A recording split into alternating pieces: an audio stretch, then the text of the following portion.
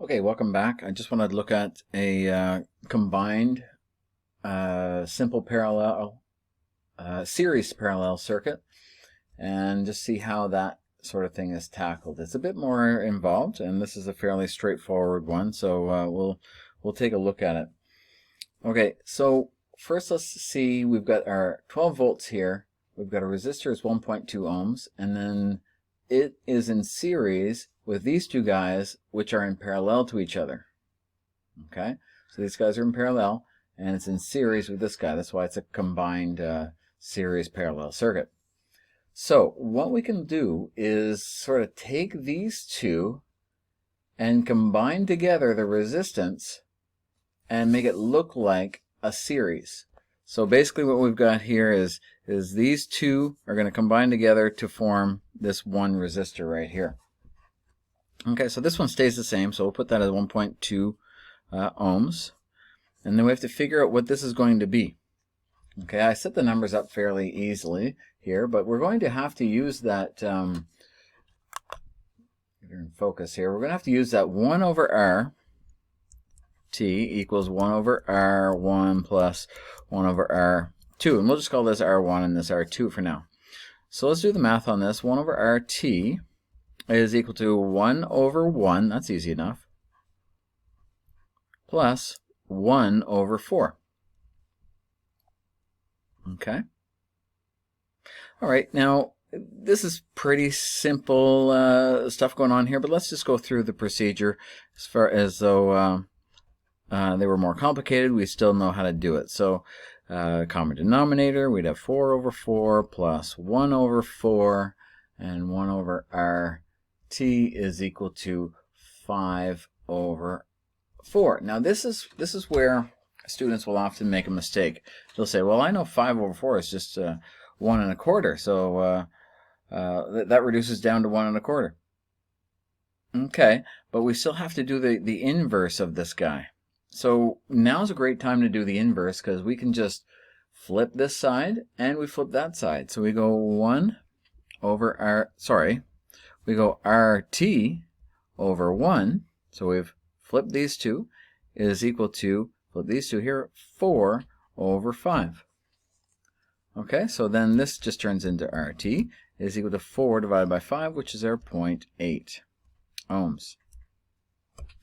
Okay, so it makes sense that this is less, this resistance here is less when it's in parallel, because there's more than one possible route for it to go. So it's kind of like it's got options. So it's not forced to go down just here or just here. It can go down either one, whichever the path is easiest to go. So we've got 0.8. So we can write that in here, 0.8 ohms. Now we can just sort of pretend this is a simple series circuit and work our way backwards a little bit on that. So in series, the resistance is just the sum of the resistors. So we've got 1.2 plus a 0.8 gives me 2 ohms of total resistance. Okay. Now the current I here is going to be V divided by R. So that's going to be 6 amps. Okay, so we've effectively solved at the battery for the total voltage, resistance, and current. Okay, so next we've got to go back to the rules for in series for, let's say, current. Well, in series, current is equal to current is equal to current. So we've got 6 amps going through here, and 6 amps is going to go through here. Okay, but this one will have to sort of divvy this 6 amps up between these two resistors, and it's not going to be even because these two guys aren't the same amount of resistance, but we'll deal with that in a moment. Okay, so whenever we have 2 of these guys, we can calculate the third, and that's what I've been saying. So, and V is equal to IR. So voltage here is going to be I, current, times the R, 1.2. So 6 times 1.2 is 7.2. 7.2 volts is going through there. So of the 12 volts, 7.2 of them are past, the drop is going to be 7.2 volts here. And in series, voltage is equal to voltage, or no, voltage is the sum. So we've got 7.2 used up here and 12 to go. So we have left over 4.8 volts for this combined resistor right here. And that makes sense too, because if we were to multiply these two together, we get 4.8, right? You see what I did there? We've got 12 volts, subtract 7.2, leaves us with 4.8. So this is our total. Take away what we just calculated, it gives us 4.8. Or we had two of the items and we can calculate for the third. And this is resistance times current. And we get voltage. So this would be resistance times current to give us voltage. Okay, so this guy now is completely solved. Here, we just sort of have to undo it to make it distributed amongst those two resistors. Okay, so what's the deal with voltage in parallel? Well, voltage is equal to voltage is equal to voltage. So we could go up here and say, okay, if I know it's 4.8 voltage drop for this combined of these two guys, then I know it's going to be 4.8 volts here, and it's going to be 4.8 volts there. Okay, and then you should see right away you've got two of the three. So I'll just put it here, V equals IR. I was the last one we're looking for, here and here. I is going to be the voltage divided by resistance.